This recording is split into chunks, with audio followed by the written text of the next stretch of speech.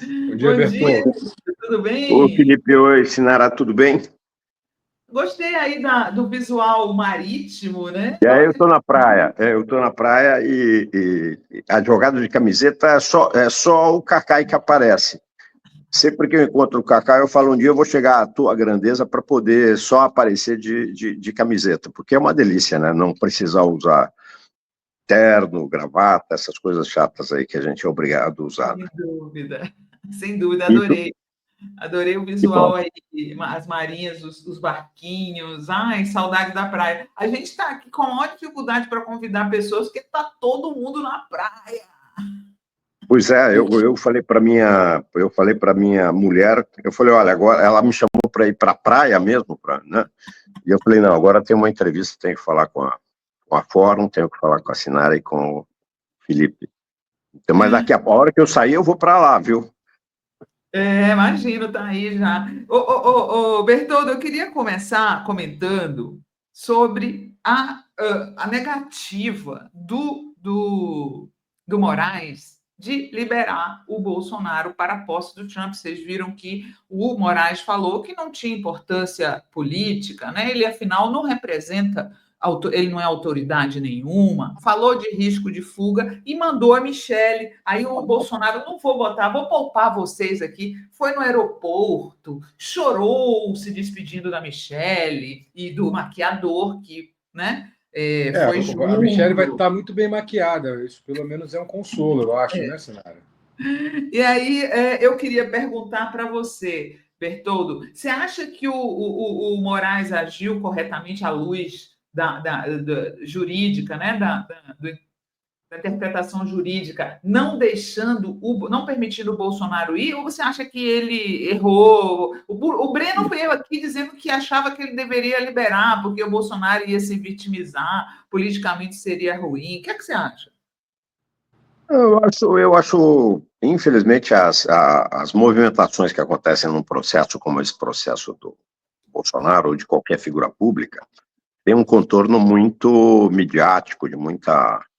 Agora, eu acho que o Xandão, vamos chamá-lo assim, o ministro Alexandre, foi muito correto, foi absolutamente correto. Não existe, eu acho que além de a cautelar que fez com que o Bolsonaro entregasse o passaporte, foi uma cautelar promovida a partir de um receio que se existe de que o Bolsonaro queira se furtar à aplicação da lei penal, que é um dos requisitos aí que justificam medidas cautelares e, portanto, existe de fato o risco. Aquela ida dele até em declarações que ele pretenderia, assim, se exilar em algum país ou ir para alguma embaixada, é uma forte impressão, traz uma forte impressão de que ele estaria disposto a se furtar de responder o processo. Considerando que a gente tem, muito provavelmente em fevereiro, a denúncia formalizada pela PGR, eu acho que o Xandão foi muito correto na decisão, foi técnico na decisão, e acho também o seguinte, o próprio pedido, com todo respeito aos advogados, aos colegas, que são muito bons, né?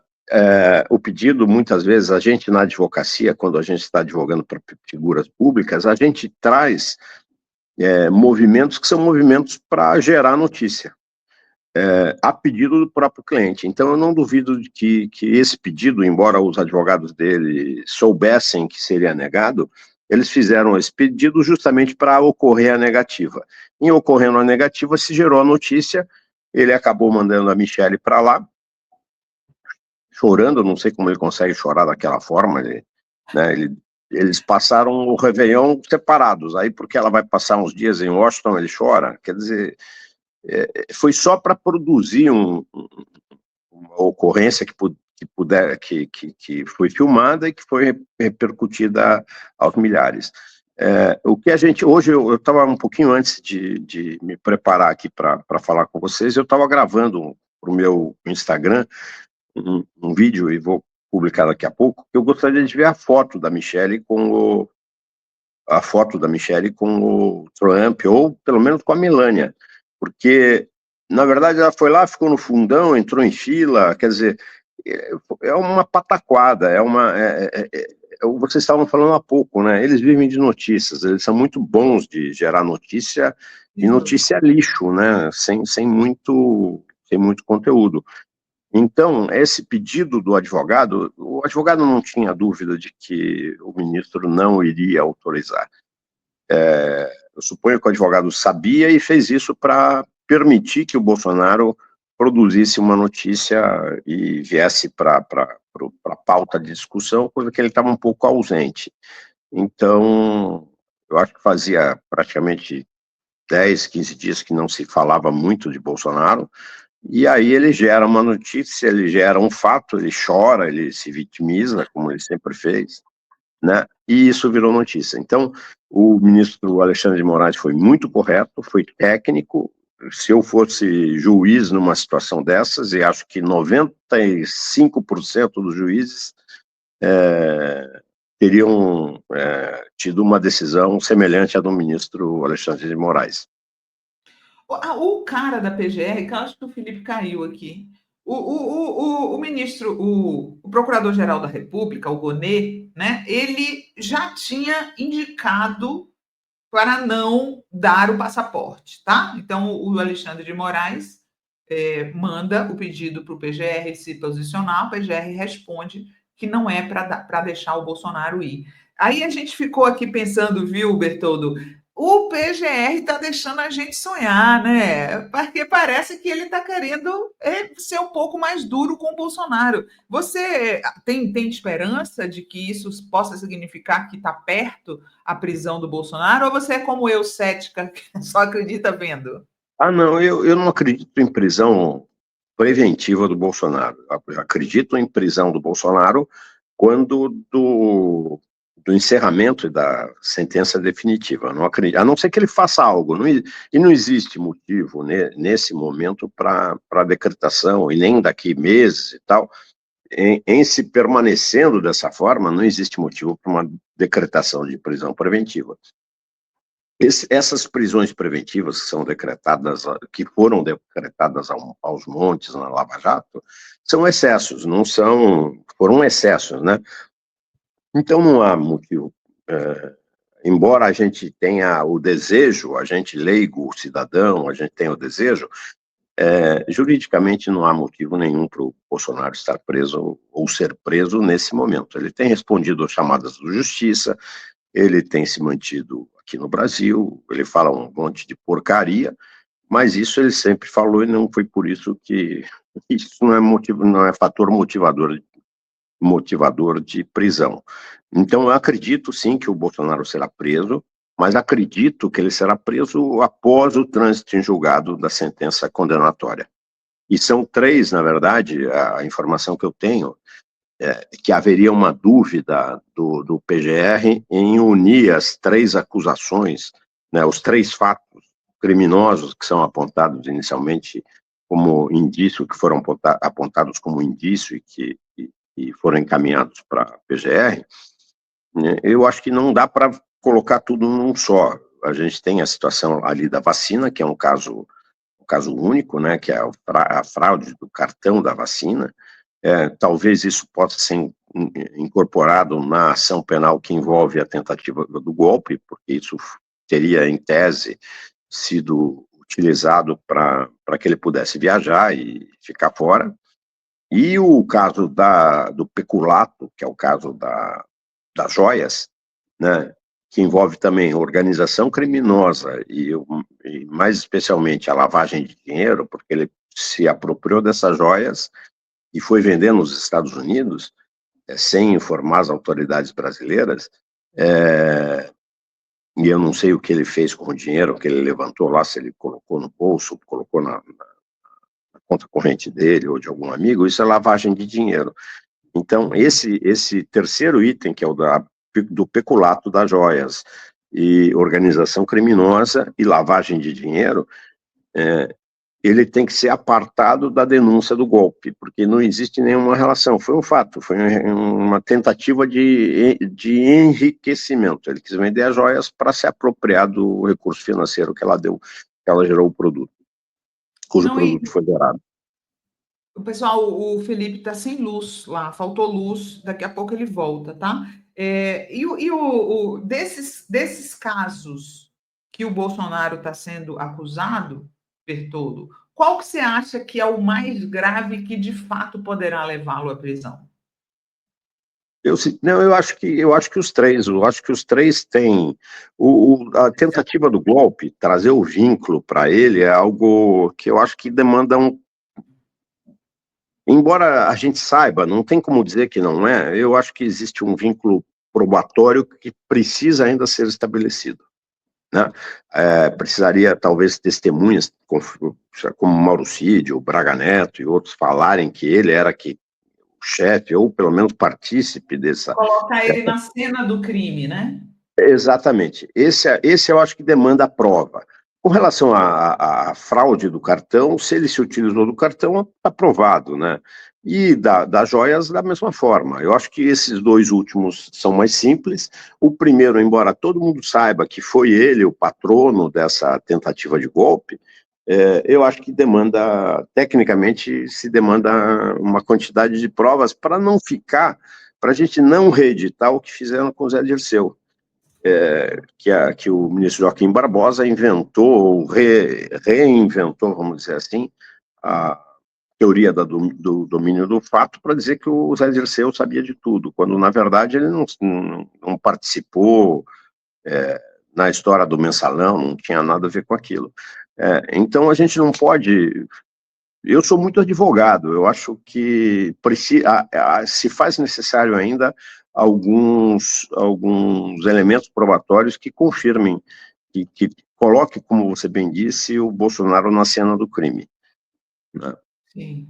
Eu vi também, né, voltando aí à posse do Donald Trump, o Bolsonaro deu entrevista, né, aproveitou os holofotes para aparecer em todas as mídias, como bem disse o Bertoldo, e ele deu uma entrevista, é incrível, né, esses patriotas que ficam pedindo, né, suplicando para que os Estados Unidos intervenham na política brasileira. E o Bolsonaro soltou a seguinte frase: com certeza, com toda certeza, se ele me convidou, né, para a posse, ele tem a certeza de que pode colaborar com a democracia no Brasil, afastando inelegibilidades políticas como as duas minhas que tive. Então, Bolsonaro está dizendo que o presidente dos Estados Unidos pode torná-lo elegível. Mas como é que isso poderia acontecer, ô Bertoldo? Ele está apostando que o Trump vai dar um golpe no Brasil, vai ajudar as Forças Armadas a dar um golpe no Brasil, vai intervir no TSE, que foi quem o tornou inelegível. Como isso seria possível? Me diga aí, Bertoldo. É absolutamente impossível, né? Salvo... Eu acho que a única forma seria uma invasão norte-americana e o estabelecimento de um outro governo aqui. Mas, na verdade, eu acho que ele usa também isso como figura retórica. Ele traz essa informação para gerar notícia e conseguir manter os seus seguidores, que na sua grande maioria são cegos, não enxergam a pobreza que em todos os sentidos que esse indivíduo representa. Eu acho, mas ele precisa gerar notícias. O modelo que ele estabeleceu, que ele colocou de geração de notícias, é muito interessante. É muito interessante porque ele pode falar bobagem que for, isso é reproduzido pelos seguidores dele. Então, dizer que o Trump ou qualquer outro indivíduo possa ter qualquer tipo de influência na política interna, eu acho uma grande bobagem. Não existe, assim como não haveria condição da China interferir na nossa política, né, que são os dois grandes players, né, no contexto geopolítico mundial.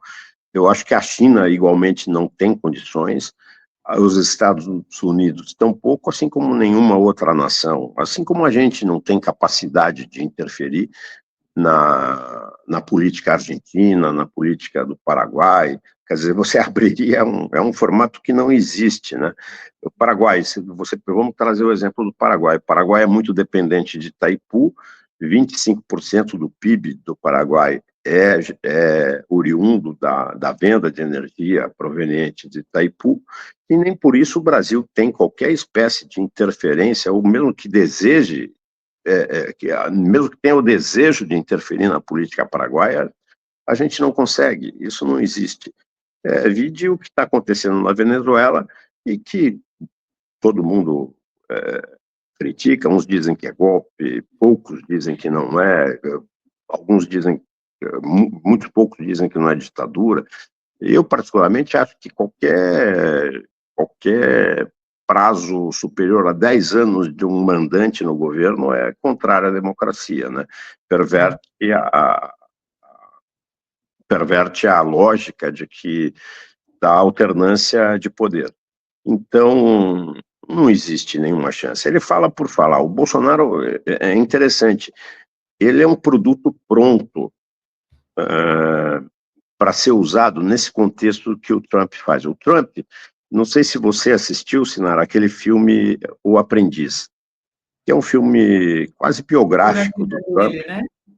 Que é sensacional aquele filme, é muito bom e mostra aonde ele chega, mas você percebe que o Trump, tudo que ele faz, cada gesto, cada movimento, a dancinha dele, tudo é milimetricamente estudado, programado, porque ele faz assim, ele gera notícias, ele se movimenta, a esposa dele também é um troféu que está ali do lado, que as pessoas acabam transferindo a admiração pela esposa que está ali do lado, pelo fato dela ser uma mulher bonita ou algo nesse sentido, elegante também e tal. E na verdade, tudo que o Trump faz é estudado.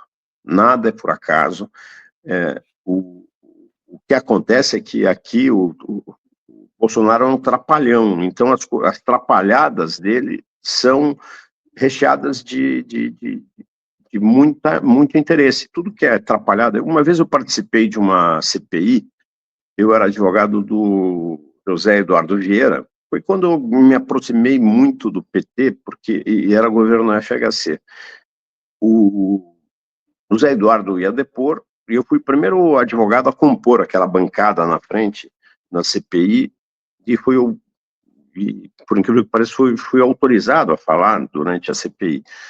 E essa CPI, todo mundo esperava que ele falasse da doação que ele fez ao FHC, o Fernando Henrique Cardoso. E ele falou coisas importantíssimas nessa CPI, e aí terminou a CPI, ele falou, como é que foi? Eu falei, olha, não sei, vamos ver nos jornais como é que vai ser, vamos ver a repercussão. Aqui você foi muito bem, o que vai repercutir é um outro fato.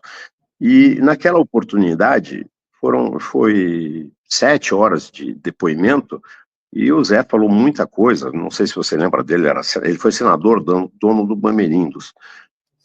Ele falou muita coisa, falou de caçadores. Né? Zé Eduardo André Vieira. Exatamente, e eu era advogado dele naquela oportunidade, e o Eduardo Suplicy leva a ex-esposa do Zé Eduardo para a CPI. Isso era uma bomba naquela época nas CPIs. Foi. E todas as informações que o Zé Eduardo trouxe ficaram em segundo plano, e o que ficou em primeiro plano foi o posicionamento da então ex-esposa dele, que foi lá e fez um carnavalzinho, e aquilo que foi a notícia. Então, muitas vezes a notícia, você pega muita gente, ninguém vai ler as pessoas não gostam de ler o conteúdo, elas gostam de ver a fofoca, por isso aquela revista Caras teve tanto sucesso, era uma revista de fotos, né? Não dizia nada, era foto, um monte de foto de subcelebridades, assim, e isso é que gera notícia, né? Você sabe melhor que eu, né? Que você é da área, né? Então, o Bolsonaro é um cara que está pronto, toda hora ele está falando uma bobagem, ele está fazendo algo, aquela comida de frango que derruba, ele não faz aquilo, embora não seja muito higiênico, aparentemente. Isso é uma percepção. Agora, tudo que ele faz é mais ou menos que nem essa ex-mulher foi para a CPI. O que é importante fica em segundo plano, né? E o que não é importante vem para o primeiro plano. Então, todos os gestos...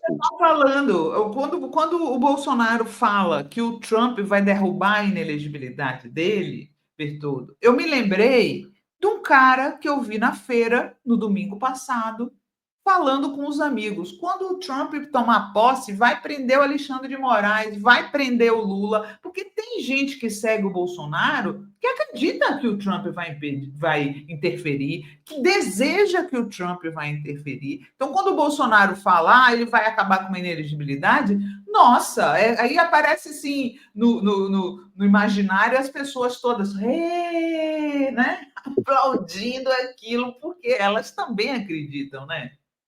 Não, e é interessante, não existe forma, a decisão do retorno da elegibilidade do Bolsonaro reside exclusivamente no STF, não existe outra. Você tem uma decisão judicial que afasta a elegibilidade dele em virtude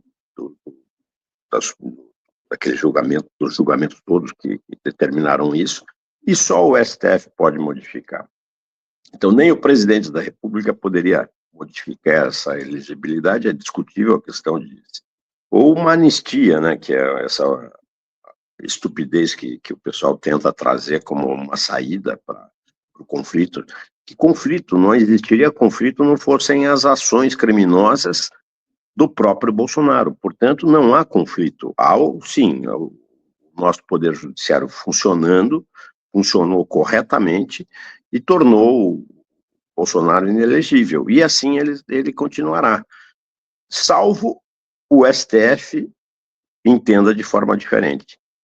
Não existe Trump, não existe Jesus Cristo, não existe pneu, não existe pastor, não existe OVNI, não existe ninguém que possa devolver a elegibilidade para o Bolsonaro. O único ente capaz de fazer com que ele seja candidato é o STF. Ninguém mais poderia fazê-lo. Vou fazer uma pergunta para você e vou subir o Yuri de volta, gente, porque o Felipe não conseguiu voltar, tá? Faltou luz lá no bairro dele, no Rio. O Yuri vai me ajudar aqui no programa. Eu já passo para você, tá, Yuri? Eu só quero perguntar para o Bertoldo, que eu vi um vídeo dele falando, né? Porque esse governo Donald Trump vai ser uma parceria, eu chamo de biliocracia, que é uma parceria entre o Trump e bilionários das redes sociais, né? E aí teve aquela entrevista com o Zuckerberg, onde o Zuckerberg diz que precisa de energia masculina nas empresas, né? Se mostrou, até o ex-advogado dele falou sobre que ele abraçou a masculinidade tóxica, que é um ingrediente fundamental no discurso e na prática da extrema-direita hoje no mundo. Eu vi um vídeo do Bertoldo criticando o Zuckerberg e eu queria que ele falasse um pouquinho disso aqui. Veja, eu convivi muito nos Estados Unidos, fiz negócios internacionais e trabalhei como consultor da ONU na década de 90. E aí eu lidava muito com o americano, a sede era em Nova York, e americano só pensa em dinheiro, negócios, enfim. É muito chata uma conversa com um americano, porque você convida um americano para um almoço e ele vai falar de negócio, é business a todo momento. E o Zuckerberg viu como uma oportunidade de acenar. É uma coisa que a gente não... E tem também tem o seguinte, de ganhar dinheiro e de acenar para o Trump como uma parte integrante desse novo status quo que se estabeleceu nos Estados Unidos. Eu acho que é uma coisa que não aconteceu no Brasil ainda. E por isso a extrema-direita continua mantendo essa posição e essa vida aqui no Brasil, porque o meio empresarial, normalmente quando você tem uma mudança de poder, o meio empresarial se desloca, se move em direção ao novo mandatário, ou a pessoa que manda, no caso, o presidente da República, é o governo dele. No Brasil, o empresariado, de modo geral, se manteve ausente, se mantém distante do governo do Lula ainda. É muito interessante. Eles estabeleceram, eu acho que eles têm têm muito preconceito, até mesmo porque todos eles se lembrassem, eles cresceram muito com os governos Lula, especialmente, né? E o primeiro governo da presidente Dilma. O que o Zuckerberg fez é o movimento natural, ele abraçou quem está mandando. Então, o empresário normalmente obedece aquele que manda, né? Aquele que manda nas coisas do país, não manda de forma não democrática, não republicana. Mas é normal que o empresário venha aderir os novos governantes. Então, foi isso que ele fez. Se isso vai render mais frutos para ele ou não, eu não sei. Mas eu diria para você que a próxima tendência norte-americana é de criar estabelecer uma rixa, porque eles não têm, né, eles estão sem pauta, né? A pauta conservadora deles é uma pauta ruim, mas a grande pauta deles é essa disputa com a China, né? Que visa. Então eles vão tentar de todas as formas evitar a criação de uma nova moeda, a criação da moeda do BRICS. Eu acho que é isso que está em jogo, não está em jogo. E para que eles sejam bem-sucedidos nisso, eles precisam necessariamente dos meios de comunicação. E hoje os principais meios de comunicação são justamente a Meta e o X do Elon Musk, né? Então ele traz para si, é como se o governo tivesse trazido para si, em épocas passadas, quando a comunicação de televisão, rádio e jornal era muito relevante, era muito mais relevante, se a gente trouxesse esses players para perto do governo. Eu acho que o posicionamento dele, e eu via você conversando com o Felipe um pouco antes, eles são muito afinados, porque eles têm um repertório muito curto de ideias, muito pouco evolutivo para a espécie humana. Eu vi ontem um dado muito importante, ele já falou hoje, na verdade, não ontem, hoje ele já falou em interromper, em dar força para o petróleo, interrompendo a criação de novas fontes de energia renovável. Você vê claramente que é uma busca pelo lucro fácil, eles buscarão isso. Eu acho que essa questão ambiental fica em segundo plano para eles, porque eles querem gerar mais riquezas, eles querem ter mais facilidades tanto de explorar petróleo quanto de construir e trazer de volta a industrialização para os Estados Unidos, o que é uma posição esquizofrênica, porque não existe mais mão de obra nos Estados Unidos para esse tipo de finalidade. Embora a gente tenha pela frente aí uma robotização das linhas de produção, eu acho que a hora que isso acontecer, eles tenderão a levar as indústrias, a trazer as indústrias de volta para os Estados Unidos. Então a gente tem que separar muito do que o Trump fala, do que o Elon Musk fala e do que o Zuckerberg fala. Eles falam de forma afinada, eles combinam o que eles falam, eles estão... né? E infelizmente a gente está muito vulnerável a eles, porque o principal meio de comunicação nossa é o WhatsApp, né? Não sei se vocês sabem, é o maior índice de uso de WhatsApp do mundo é o do Brasil. Eles estudam o efeito WhatsApp no Brasil, como é que surgiu, como é que foi tão abrangente, né? Mas isso traz muito risco para a gente. Eu acho que o Zuckerberg, o que ele fala ele está afinando o discurso dele ao discurso do Trump, não necessariamente é o que ele pensa. Embora eu acho que ele pense dessa forma, ele parece um redneck original. Ô Bertoldo, vou aproveitar primeiramente cumprimentá-lo e fazer uma pergunta sobre, tem uma pataquada, né, que o Eduardo Bolsonaro ele está articulando com alguns deputados estadunidenses uma possível aprovação de uma lei da liberdade de expressão que impediria os Estados Unidos de emitir vistos a determinadas figuras, no caso para pressionar o Alexandre de Moraes. Você acha que existe alguma viabilidade de existir uma pressão dos Estados Unidos contra o judiciário brasileiro?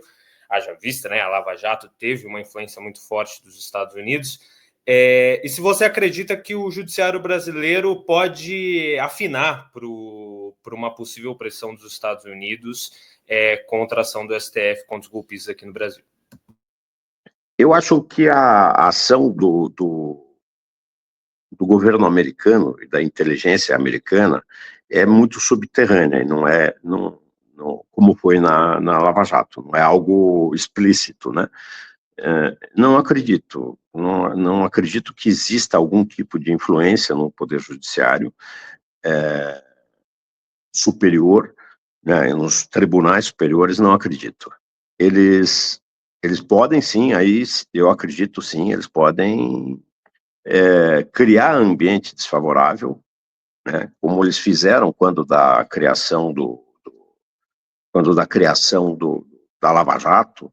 Aquilo lá, não tenha dúvida nenhuma, aquilo foi uma ação da inteligência norte-americana, que atrasou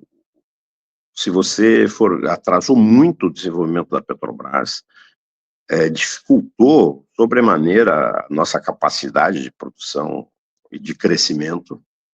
Então, nisso eu acredito que eles possam, de forma subterrânea, criar problemas para pessoas do judiciário. É possível, você acha, Bertoldo, que ele tire o visto do Alexandre? Não faria isso, de forma nenhuma. Isso também é bobagem do Eduardo. O Eduardo é um meninão, surfista, nunca deixou de ser surfista, ele está advogado, né? E aí ele fala essas bobagens. Não existe nenhuma razão, e não haveria nenhuma razão legal para que isso acontecesse. Não existe, de jeito nenhum. E acho que o Xandão também está pouco preocupado. Está pouco preocupado. O que o Alexandre faria nos Estados Unidos? Mas não existe como. Isso eu posso apostar, minha carteira da ordem, que eles não aprovarão uma lei nesse sentido. É isso aí. Olha, essa gente fala muito e faz muito pouco, né? Mas fala, eles levantam, e pior é que eles continuam ditando a pauta. A pauta é deles. Quando ele traz uma informação dessas, você tem um grupo que odeia o Alexandre de Moraes. É um grupo estúpido, assim. Queriam o quê? Um golpe de Estado? Quer dizer, para a gente vale, na Venezuela não vale. Quer dizer, é um negócio doido, é gente muito louca. Mas o que me chama a atenção na situação do Trump também é o seguinte: ele não se mostrou muito democrático quando o Biden assumiu o governo norte-americano, né? Eu fico pensando o que vai acontecer daqui 4 anos. Aí outra coisa, existe até uma tendência, né, uma dúvida legal, se o Trump pode se candidatar à reeleição ou não, porque como é inédita a volta dele depois de ter ficado, ninguém sabe se ele pode se candidatar a presidente de novo, né? Existe aí um problema legal, né, Yuri? Pois é. Segundo a Constituição dos Estados Unidos, o presidente não pode servir por mais de 2 mandatos. Contudo, e com a Suprema Corte do lado dele, ele talvez tente fazer alguma alteração. Não acharia difícil que ele tentasse fazer alguma alteração constitucional para transformar esses 2 mandatos em mandatos consecutivos, fazer alguma alteração ali no texto da lei para tentar uma reeleição. Boa parte dos apoiadores deles já falam em Trump em 2030, né? Não, 2028, numa corrida para um terceiro mandato. Mas é muito pouco. Passar uma emenda na Constituição americana é muito difícil, é bem mais difícil do que, inclusive, aqui no Brasil. Então, isso com certeza vai ter um debate jurídico e político nos próximos anos. Sem uma discussão legislativa, ele não teria condições de permanecer. Ele tem uma maioria importante, né? E é o seguinte, voltando um pouquinho na tua pergunta, Sinara, os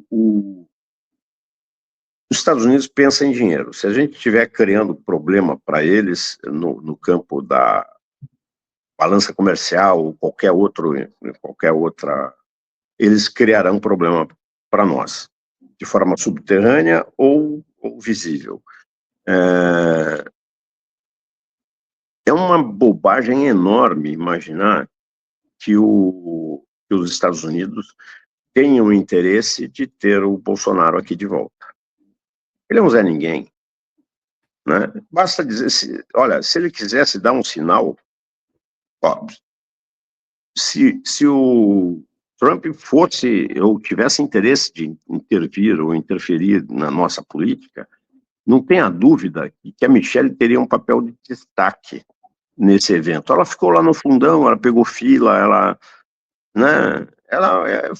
foi mais uma ninguém, né, à altura da pequenez que ela representa. Ela não tem uma foto, não tem nada, não tem... Foi num jantar, isso aí eu tenho amigos que foram no jantar, tem pessoas que foram...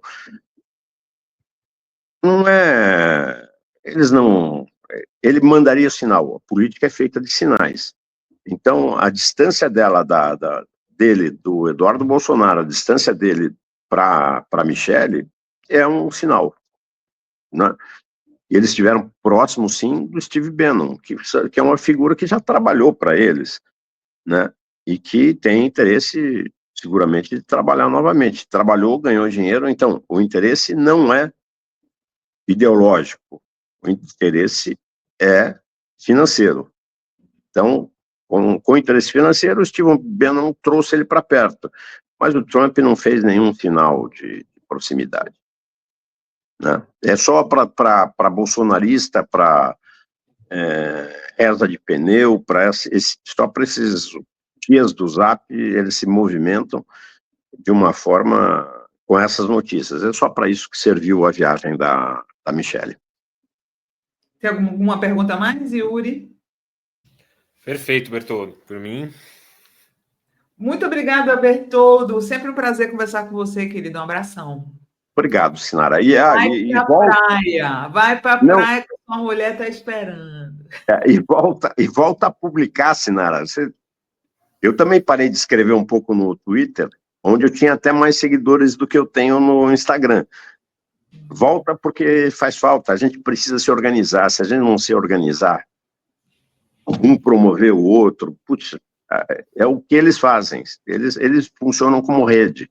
Eu não tenho mais paciência para aquilo, não. Muitos anos que eu fiquei lá. O que eu faço no Twitter hoje, no X, é divulgar as lives e divulgar meus textos, mas eu não interajo mais lá, porque realmente é um ambiente muito tóxico. Eu fiquei muito feliz de ter aparecido essa resistência do Blue Sky, viu Bertoldo? E o Blue Sky, inclusive, está fazendo resistência em cima da história do TikTok ser banido, né?